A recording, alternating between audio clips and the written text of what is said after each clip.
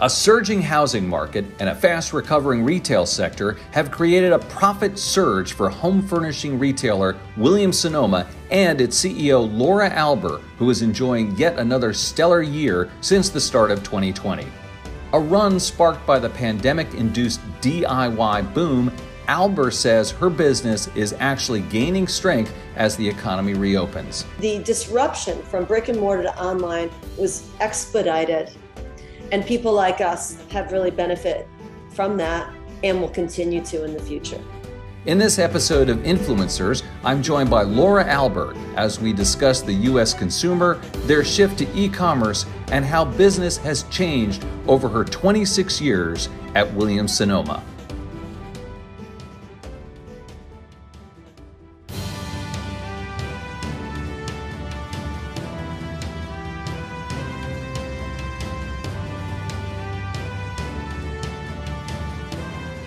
Hello, everyone, and welcome to Influencers. I'm Andy Serwer, and welcome to our guest, Laura Alber, CEO of Williams-Sonoma. Laura, great to see you. Yeah, great to see you too, Andy. I think everybody knows Williams-Sonoma, but can you, in your own words, tell us what the mission of the company is? Oh, gosh, we have always had the goal to improve people's lives at home.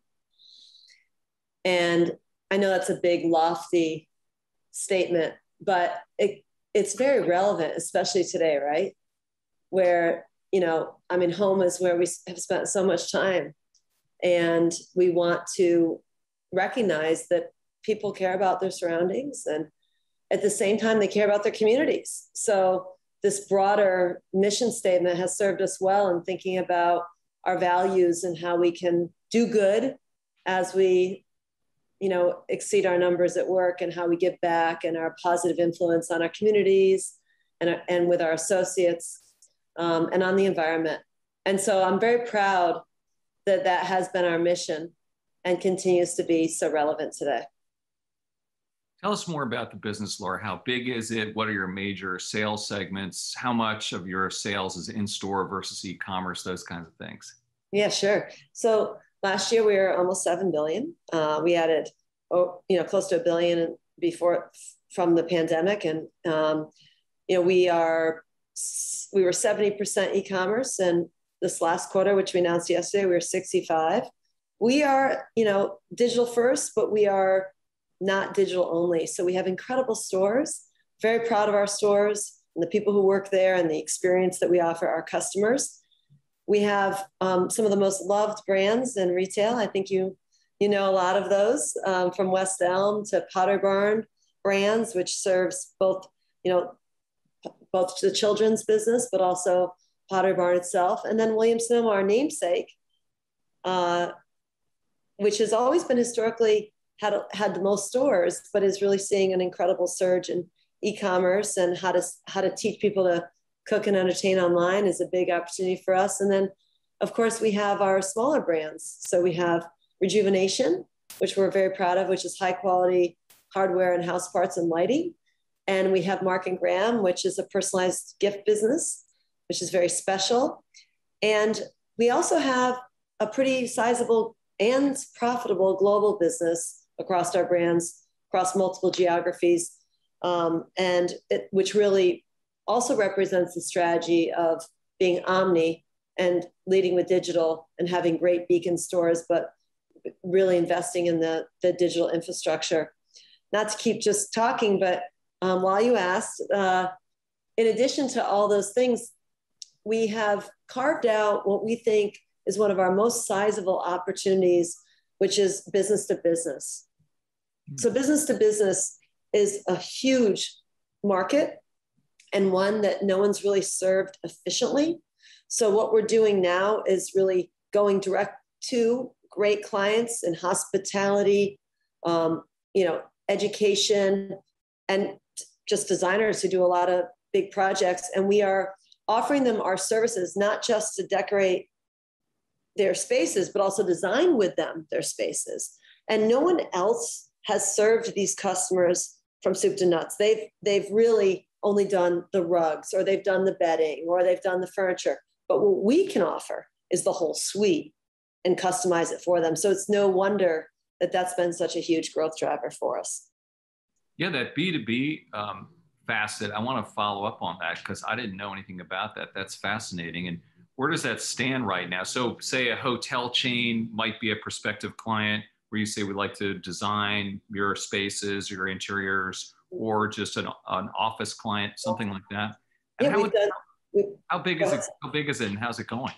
Yeah, so it's a really good question. I mean, we keep upping the numbers. We've done 180 million, and we in the quarter, and we keep growing. Just tremendous amount over last year. We said we'd be $1 billion in 5 years. At this rate, we're going to be 700 million this year. And so I haven't put a number on it because I don't want to underdo it.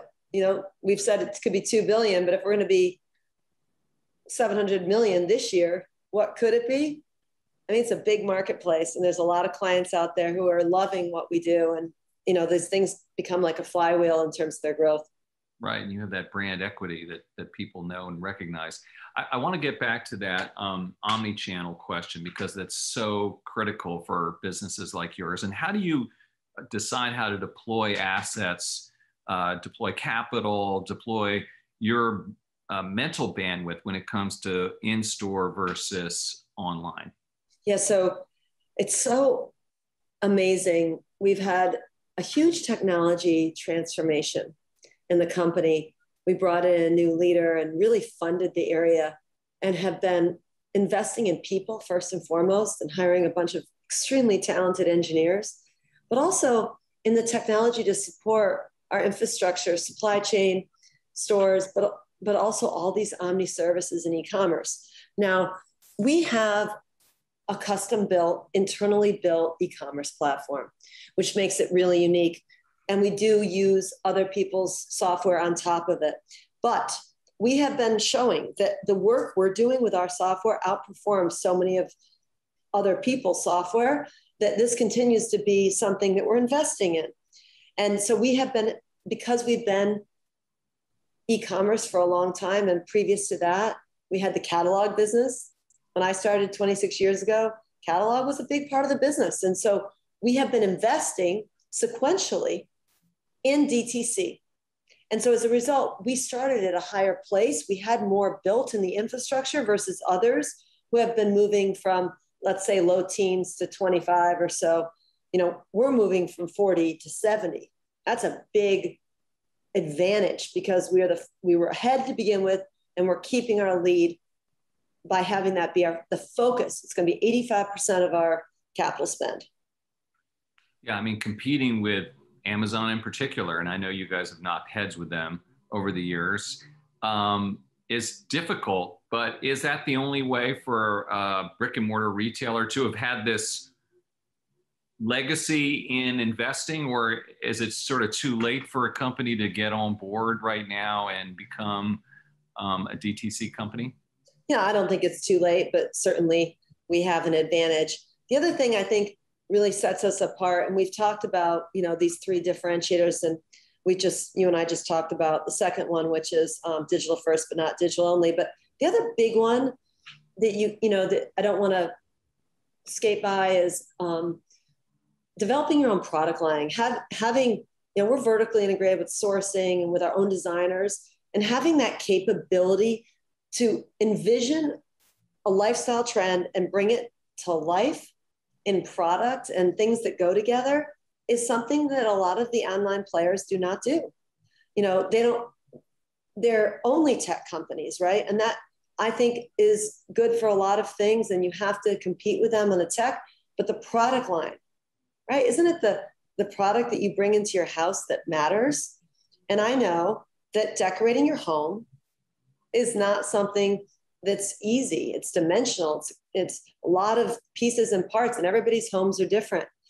And so I believe so strongly that our success has also been because we've spent so much time on our product line and our sourcing structure and our vendor relationships and our sustainability initiatives. And those things matter to the consumer. I read that you talked about your background and studying at Penn, where you're taking marketing maybe, or you studied psychology, I know, but, you do math, you said, during the day at your job, and you're doing decor and sociology and what people are thinking. Is that really kind of having that holistic sense so important for you to succeed in your job, do you think? Well, I do think, a strong liberal arts education is got a lot of value still, even though I know that there's been so many jobs open in tech. I find that in this job, it is a combination of things, right?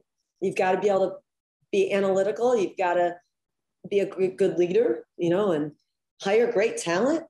And at the same time, write and be able to communicate effectively. And all those things are things that I think, you both learn academically, but you learn through experience.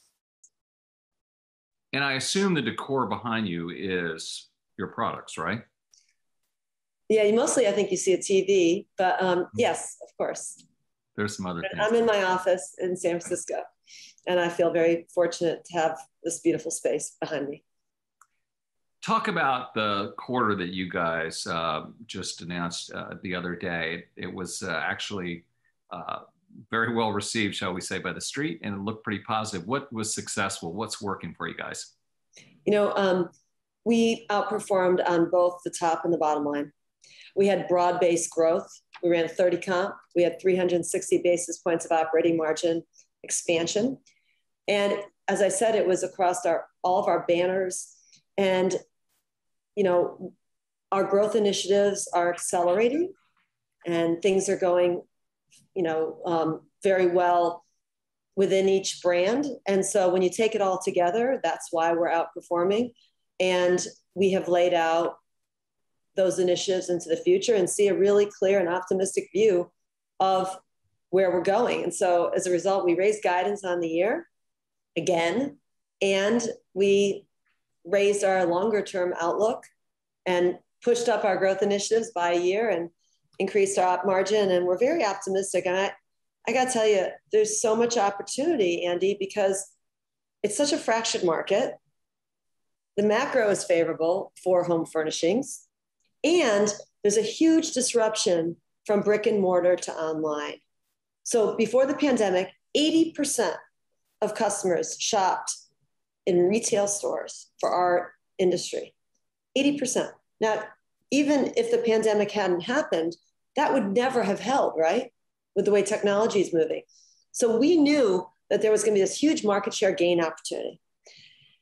And that's why we needed to invest and stay very focused on omni and digital. And then the pandemic sped it all up, and everyone got really much more comfortable shopping online because they had to, right? And so you don't forget that. When that works and you now feel comfortable doing it, shopping on your phone even, which is a huge area of growth, is mobile, you continue to do it. And so the disruption from brick and mortar to online was expedited. And people like us have really benefited from that and will continue to in the future. Yeah, I was going to say, you've been CEO, for about 10 years now? And isn't that right? About 10 years? Well, 2010, so yeah. 11. And the first 5 years, the stock went up nicely. Then after that, you kind of had a bumpy ride.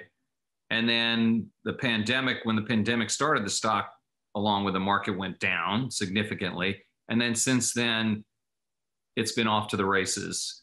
And I guess the concern, and I guess you answered that, but the concern is that, of course, that when the pandemic's over, this run by your company will be curbed. But you don't see that as being the case because you think people will still be shopping online? I don't see that to be the case, Andy. And in fact, previous to the pandemic, we were running double-digit comps. So that isn't often remembered, but if you actually go back and look at that quarter before and what we said, and what was so devastating was pandemic happened and we didn't know what to expect. And I thought, God, everything's coming together, and now we're going to have this issue with the pandemic. We didn't know that people would continue to shop as much and shop online. And so, at that point, when the uncertainty was as high as it could have been, we really doubled down on what was important to us, and mostly our values, and saying, how are we going to behave as a company? What's important to us? And that focus has been in addition to everything else that was going on with our growth drivers and our differentiators, that focus on values has been a big accelerant of what's going on today. So yes, as I said, I've said in many different ways, I'm very optimistic, and we have a lot ahead of us that we can still do. And frankly, our PE is still low. There are a couple of potential negatives that have come out of the pandemic economy, if you will. And I want to ask you about both of them. The first is inflation. And people talk a lot about inflation right now. It's probably more talk than actual prices being raised in many instances. But you guys have raised some prices this year. And I'm wondering what your thinking, Laura, is about inflation, if you have a take on what the Fed should do or what you're thinking about pricing for your company at this point. Our goal is always to give our customer the best value. And value comes a lot of different ways. It comes in design, it comes in price, it comes in quality, it comes in service, and it comes in sustainability. The sustainability aspect has really been something that has increased in importance with consumers. And they're much more focused on knowing where their product is made and how it's made. And that's, it's not, some of the things we've done are not free, in sustainability. They cost more money to have Green Guard certified furniture. It's not a lot more, but it's enough more. And our customers telling us they want those things.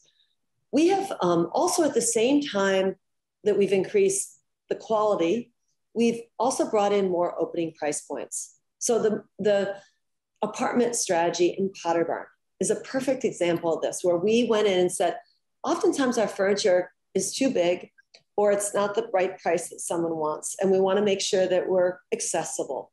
And so we went in and we looked at it by category and added some very sharply priced, high quality goods. And those are very successful. It's one of our big growth drivers at Potter Barn. So it's much more complicated than just to say, where are your prices? Because at the same time, as we've increased quality and furniture has grown as a percent of total for us, we also have brought in more opening price points, and the growth of West Elm in and of itself is a lower price point. So for the customer, for the company, that which just grew over 50% this quarter, really offers beautiful furniture that's sustainable, great design at a very accessible price point. Are you seeing supply chain issues though, Laura? Are customers able to get the goods from you when they want them? No, we've always had different challenges with supply chain. I just remember the port strike. It seems like there's always something. The great news is our team is really good at handling tough challenges. That said, of course, we've been affected by delays, the tragic COVID outbreaks that continue in different parts of the world are key places where we do business. And so what we've done is we've been really transparent as much as we can, explaining to the customer, in some cases, padding our deliveries. And when we know that something has happened and something's going to be delayed, we let our customers know as soon as we know. And that seems to be the best way to handle it, right? Most people understand that things are slightly delayed. As long as it's reasonable and you're caring, I really think customers understand. Of course, it's not our goal. And we continue to look for ways to bring things in faster from overseas and also domestically. And we are very lucky that we also have a domestic upholstery operation that is, really successful and productive, that's here in the United States. And that cuts down our lead time in general, right? Because it's here versus overseas. So that's been a really important part of our strategy as well. You think your numbers would be even better were it not for some of these challenges? Who knows? It's always hard to tease out different variables. Right. Let me ask you about labor shortages, and that's the other outcome, more tangible perhaps even from the pandemic, that has been vexing employers, getting employees. And I wanted to ask you about that. Is that something that you're facing, trying to hire people? I think we made a lot of good decisions when the pandemic struck, we did not furlough our store people or any of our people. And there was many people whose job was always in person. And it was quite concerning, what we were going to do. And I couldn't promise forever, but we promised 2 weeks. And then we got in a Zoom call and we promised 2 more weeks and 2 more weeks. And we kept paying everybody. And the respect we showed them converted to innovation and passion back to us in terms of their ability to shift into work that they could do from home. So for example, our store people started doing design chat at home, virtual design services. And we had people in the office who helped at our care center. And that kind of innovation, that is a big part of the success in keeping our teams together. And of course, you always have people leave, and we're a talent factory. So a lot of our great people have gone off to run other companies and do great things. I always see that sort of as a compliment that we've done our job and getting them ready for a bigger job. But at the same time, we were talking yesterday, we feel like, yes, in some cases there's the big resignation, but for us, it may be the big migration because we're getting great talent right now, Andy. We're really seeing a lot of people who want to come work for us and across a wide array of disciplines. And we're thrilled to have them. And so we yesterday celebrated all of our new hires, and we have a great internship program. We had, I think, some of the best interns in the world work for us this year, and we're excited about them. So there's a lot of things we do to keep this talent pipeline full. And I'm actually really proud of our teams across the company for what they're doing to keep everybody together, connected, and inspired. Laura, you have some 28,000 employees, and I'm just curious what your thinking is about a return to work policy at this point. It's been, it's been, how long has it been since we shut our stores? And we, at the same time, have a lot of things both in the office and the field that need to be done in person. So we've been very careful throughout. And now in terms of the office, we are returning people to work safely and in different groups based on their job, and it's going well. And we're using the office as a tool for collaboration and inspiration. And we're going to continue to move as we learn what's going on in the public and keeping everybody safe at the same time. I want to shift gears a little bit and ask you about you and your background. Where did your interest in fashion and decor come from growing up? I think, who knows what you're going to end up doing when you're younger, right? I mean, you have a lot of interests and you're focused on school and friends. And, when I graduated, I, like so many people, had no idea what I wanted to do, but I did have a couple of businesses that I started when I was in college, making some funny hats and things. And so when I finally needed to really get a job, which was right after school, I just started applying for jobs and was very fortunate to get my first job at the Gap, which was a great experience. And they had a training program. I think I might've been one of the first trainees, and I got to, start in retail, and I've loved it. And then after that, I came to Williams Sonoma in 1995, and I came in the catalog division for Potter Barn as a senior buyer and worked for great people and fell in love with the company and the industry. The home industry is so rich with architecture and history and design. And I love food. I mean, who doesn't? But I'm particularly obsessed with food. And so it was just a thrill to work in a company that aligned with so many of my interests, and also with an entrepreneurial culture, a culture that really allows you to make a difference. And so that's one that I've really tried to do the same thing for others and bring out what makes them tick and give them an opportunity to run big businesses. And it's been an honor. Yeah, my understanding is you got in a car and just drove west after college to get that job, right? That is true. And so rising through the ranks at Williams Sonoma and to become the CEO 15 years later, I mean, that's unusual. And being a woman, were there challenges that you faced along the way? I was lucky that, as I said, the culture was entrepreneurial. And when I was pregnant with my first child, I wrote a business plan with some other women for Potter Barn Kids. And we were passionate about it. We got the work done. And we convinced everyone we should at least be able to try to launch a catalog. And that catalog overperformed tremendously. And as a result, it got everyone's attention. And, it was hard to say no to, frankly. And so we continued on that front to build what is now a close to $1 billion business, the kids business with teen, and looking at life stages. And it was a thrill, but it was also something that I'm sure got me noticed by Howard Lester, who was running the company. And, he then, just like you do when you're helping people develop their careers, he gave me a lot of challenges that were things I might not have done myself. For example, I wanted to run the brands, but instead he had me do supply chain. And supply chain is a really different thing to do. And it's one that, I just love supply chain, but when I was made president of the company in 2006, that was the incremental responsibility I was given, with some very, very strong goals to say, here's what you need to do to achieve, to get the next job. You have to, I remember he said, take the return rate down 100 basis points.